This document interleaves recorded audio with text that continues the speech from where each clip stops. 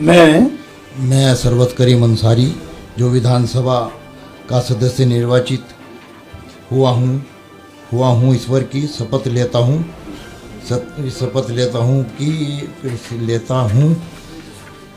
इसमें कटा हुआ है भारत की संविधान के सच्ची श्रद्धा और निष्ठा रखूंगा। मैं भारत की प्रभुता और अखंडता को अक्षुण्ण रखूंगा। जिस पद पर मैं ग्रहण करने वाला हूँ उसके कर्तव्यों का श्रद्धापूर्ण निर्वाचन करूंगा। निर्वाहन करूंगा। एक बार और पढ़ लो, सही से आराम से पढ़ो। मैं सरवत करीम अंसारी जो विधानसभा सदस्य निर्वाचित हुआ हूँ ईश्वर की शपथ लेता हूँ कि विधि द्वारा सच्ची श्रद्धा और निष्ठा रखूंगा। मैं भारत की प्रभुता और अखंडता अनुक्षण रखूंगा तथा गैप कर दिया। क्या कर दिया? असल में एक कटा हुआ जो है ना, ये मैं बोलता हूँ, तुम पढ़ो जी।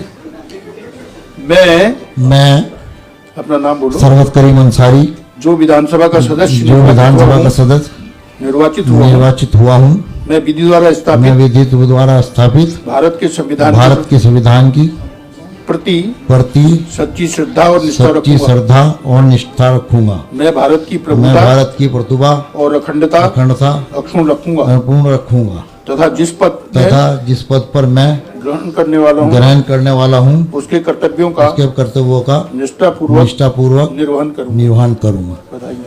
ये जरा सा कटिंग चलो जो हो रही गलती। नमस्कार, जय हिंद, वंदे मातरम। मेरा नाम शुभम चौहान और आप देख रहे हैं हमारा चैनल गली मोहल्ला। अभी जो आपने जिस शख्स को शपथ लेते हुए देखा ये कोई आम व्यक्ति नहीं है। जी हाँ, हम बात कर रहे हैं मंगलौर विधानसभा से 2022 में चुनकर आए बहुजन समाज पार्टी के प्रत्याशी हाजी सरवत करीम अंसारी की। आपने अभी देखा कि कैसे आज शपथ समारोह राजभवन में चल रहा था और किस तरह जब वो शपथ लेने के लिए माइक पर गए और जो शपथ वो पढ़ रहे थे जिसको एक पर्चे पर लिखा हुआ था, पर हैरानी की बात तो यह है कि माननीय विधायक जी इंग्लिश में बोले MLA जी उस शपथ को भी पढ़ नहीं पाए। तो अब इनका जब से ये वीडियो वायरल हुआ तभी से इनकी नसीहत और फजीहत इतनी ज़्यादा हो रही है कि बहस अब इस पर आकर टिक चुकी है कि जो विधायक अपने शपथ समारोह में शपथ नहीं पढ़ पा रहे तो वे क्षेत्र की जनता का विकास कैसे करा पाएंगे। बात लाजमी भी है और बात सोचने वाली भी है।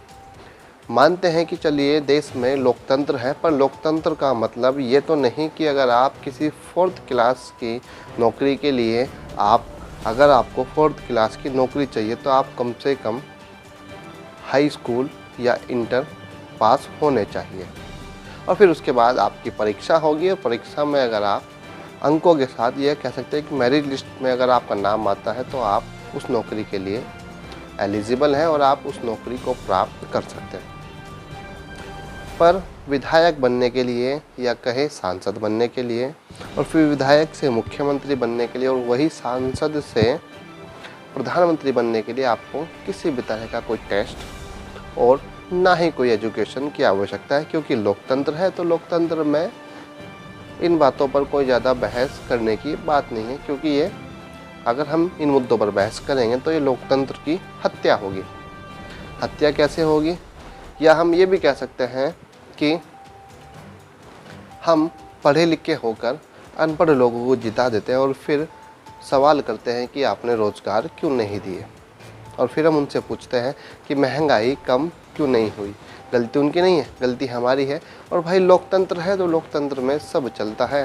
जैसे कि हमने बताया आपको, इस वीडियो में आपने देखा कि कैसे एक नहीं दो नहीं पूरे 3-4 बार लड़खड़ाए और जब शपथ उनको दोहराई गई तब भी वो शपथ नहीं दोहरा पाए।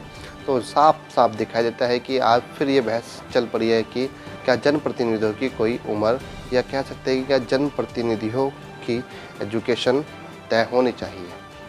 क्योंकि बात देश के भविष्य का है, बात राज्य के भविष्य की है, बात उन युवाओं के रोज़गार को लेकर है कि जो व्यक्ति खुद नहीं पढ़ा या जो व्यक्ति एक अपनी शपथ नहीं पढ़ पा रहा, तो वो राजभवन में या कह सकते हैं कि संसद में या राज्य में, जैसे कहते हैं कि जहाँ पर विधानसभा होती है, वो वहाँ पर अपने क्षेत्र की जनता की बात कैसे उठा पाएगा, किन मुद्दों पर बहस कर पाएगा।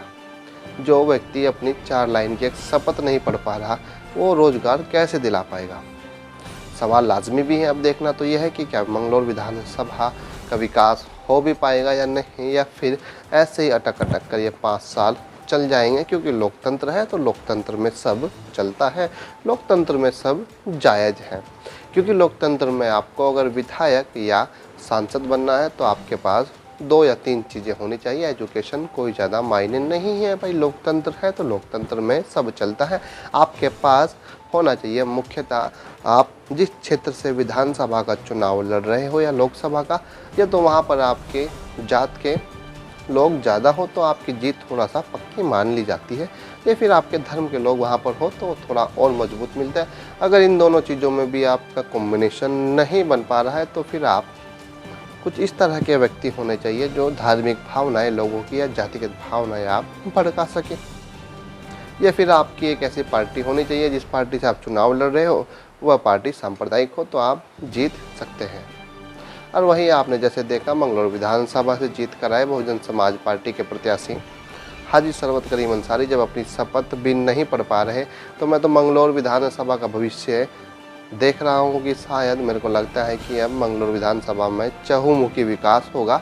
वहाँ पर डिग्री कॉलेज खुलेंगे और बड़े बड़े स्कूल, बड़े बड़े डिग्री कॉलेज खुलेंगे जिनके प्रिंसिपल वहाँ के माननीय विधायक जी और प्रोफेसर माननीय विधायक जी रहेंगे जो वहाँ के बच्चों को पढ़ाएंगे। और अब देखते हैं कि आने वाला समय कैसा होगा मंगलौर विधानसभा का। पर जो भी हो, आज ये सवाल बनता है कि क्या जनप्रतिनिधियों की एजुकेशन लेवल होना चाहिए या नहीं होना चाहिए, भी आपके ऊपर डिपेंड करता है।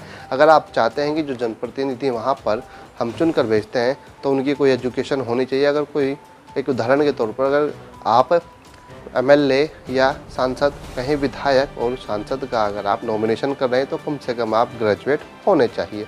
गवर्नमेंट को भी, ये शासन को भी ये नियम लागू करना चाहिए।